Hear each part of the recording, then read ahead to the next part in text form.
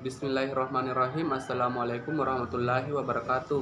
Baik, perkenalkan saya Muhammad Yusril dengan NIM 21082014026, Fakultas Keguruan dan Pendidikan, jurusan Pendidikan Sekolah Dasar. Sejarah terbentuknya Pancasila. Yang pertama, periode perumusan Pancasila. Perumusan Pancasila awalnya dilakukan dalam sidang BPUPKI pertama pada tanggal 29 Mei sampai 1 Juni 1945.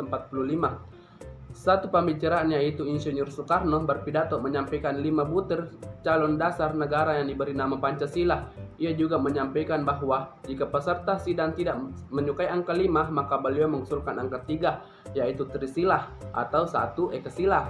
Sejarah mencatat bahwa pidato tulisan Soekarno inilah yang diterbitkan dalam bukunya Lahirnya Pancasila 1947 oleh Kementerian Penerangan Republik Indonesia. Adapun isi 5 butir gagasan pokok dasar negara yaitu nasionalisme atau kebangsaan Indonesia, internasionalisme atau perikemanusiaan, yang ketiga mufakat atau demokrasi, keempat kesejahteraan nasional, dan yang kelima ketuhanan yang berkebudayaan.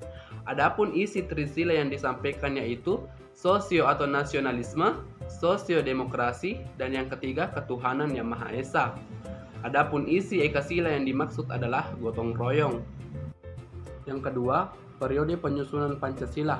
Perumusan Pancasila awalnya dilakukan dalam sidang BPUPKI pertama pada tanggal 29 Mei sampai 1 Juni 1945.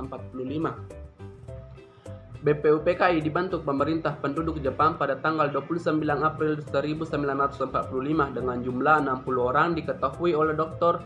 Rajiman Wingyo-ningrat, didampingi oleh 2 ketua muda atau wakil ketua yaitu Raden Panji Suroso dan Ichiban Gase, orang Jepang.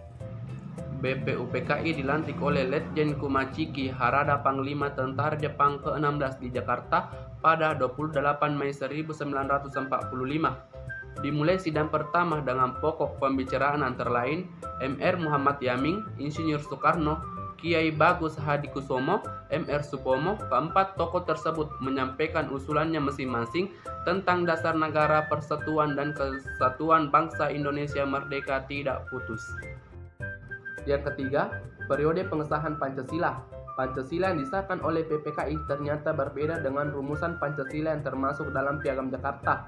Hal ini terjadi karena adanya tuntunan dari wakil yang mengatasnamakan masyarakat Indonesia bagian timur yang menemui Bung Hatta dan mempertanyakan 7 kata di belakang kata ketuhanan itu dengan mewajibkan menjelaskan syariat Islam bagi pemeluk-pemeluknya, sehingga disepakati oleh para pendiri bangsa untuk diganti dengan istilah ketuhanan yang Maha Esa.